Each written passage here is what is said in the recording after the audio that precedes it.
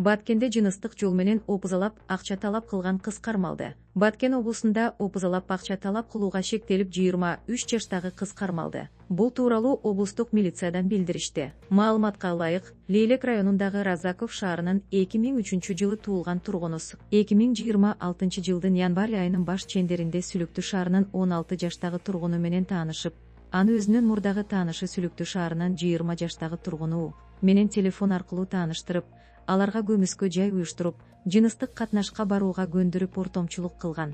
Жыныстык катнашка баргандан кийин 4000 сом акча берген. Кийин пикир келишпестиктен уламсып, дан шантаж жолу менен акча өндүрүүнү көздөп коркутуп баштаган. Ал 50 сом акча талап кылуу үчүн 16 жаштагы кызга опузалап акча табуунун жол жобосун үйрөтүп, талап кылынган акчанын жарым суммасын этап-этабы менен жаш кыздын банктык картасына котортуп алган. Бул факты боюнча Кыргыз Республикасынын кылмыш жаза кодексинин 208-беренеси опузалап талап кылуу менен кылмыш иши козголуп, кармалып, убактылуу кармоо жайына киргизилди. Учурда кошумча тергөө иштери жүргүзүлүүдө. Баткен ОИБдин басма сөз кызматы. Жеңишбек Токторбаев мэриянын карызы 12 миллиард сомго жеткенин четке какты. Ош шаарынын мурдагы мэри Жеңишбек Токторбаев ал иштеп турганда мэриянын карызы 12 миллиард сомго жеткени тууралуу маалыматтарды четке какты. Ал 9 мартта Азаттыкка берген маегинде Ошко бөлүнгөн каражат тууралуу да маалымат берди. Ал Ошко мэр болуп дайындалганга чейин Мамыров, Амир Темур, Көкүм би көчөлөрүн одоого 586 миң сом бөлүнгөн. Ал кызматка киришкенден кийин 2 миллиард 200 миң сом бөлүнгөнүн,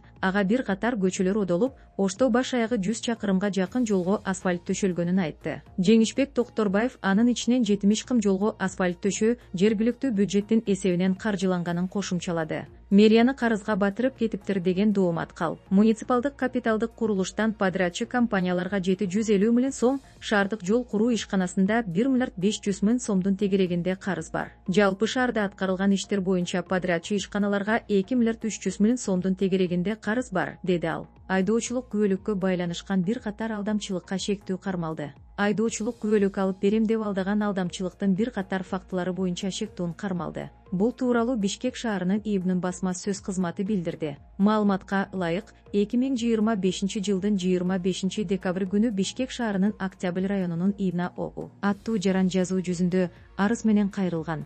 Арыз ээсинин айтымында 2025 жылдын 11 декабрь күнү Бишкек шаарынын Көк Жар турак жай жаңы конушунан аз тааныш жаран өзүнө деп тааныштырып, айдоочулук күбөлүк алып берүүгө жардам көрсөтөм деген шылтоо менен ишенимине кирип, алдамчылык жолу аркылуу 120 миң сом акчасын алып кеткен. Бүгүнкү күнгө чейин ал өзүнө алган милдеттемелерин аткарбай, акчаны кайтарып берген эмес. Бул факт боюнча Кыргыз Республикасынын кылмыш жаза кодексинин 209-беренесинин 2-бөлүгү алдамчылык боюнча кылмыш иши козголгон. Тергөөнүн жана ыкчам издөө иш-чараларынын жүрүшүндө Бишкек шаарынын ИИБнин кылмыш иликтөө башкармалыгынын кызматкерлери тарабынан бул кылмышка шектүү катары 1998 жылы туулган бап кармалган жаран тергөө кызматына жеткирилип, Кыргыз Республикасынын ЖКСынын 96-беренесинин негизинде Бишкек шаарынын ИИБнин убактылуу кармоочу жайына киргизилди. Тергөөнүн жүрүшүндө 6 факты боюнча алдамчылык кылмыштарына катыштыгы бар экени аныкталган. Учурда анын ушул сыяктуу башка кылмыштарга дагы тиешеси бар же жок экендигин аныктоо боюнча тергөө жана ыкчам иштер улантылууда. Бишкек шаарынын ИИБ жарандарга кайрылат. Эгерде сиз аталган жарандан жабыр тарткан болсоңуз же анын башка кылмыштарга тиешеси тууралуу кандайдыр бир маалыматка ээ болсоңуз, төмөнкү телефон номерлерине билдирүүнү өтүнөбүз.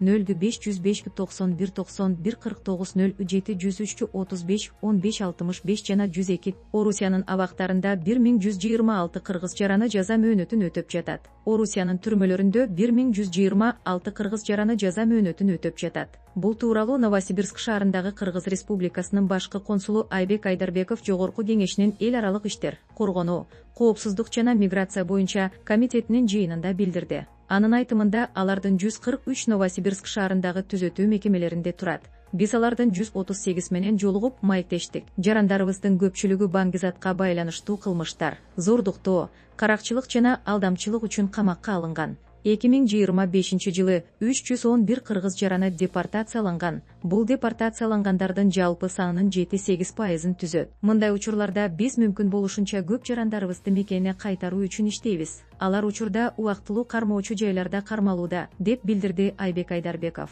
Ал белгилегендей, 2025 жылы Ички иштер министрлиги 61 кыргыз жаранын экстрадициyaлаган.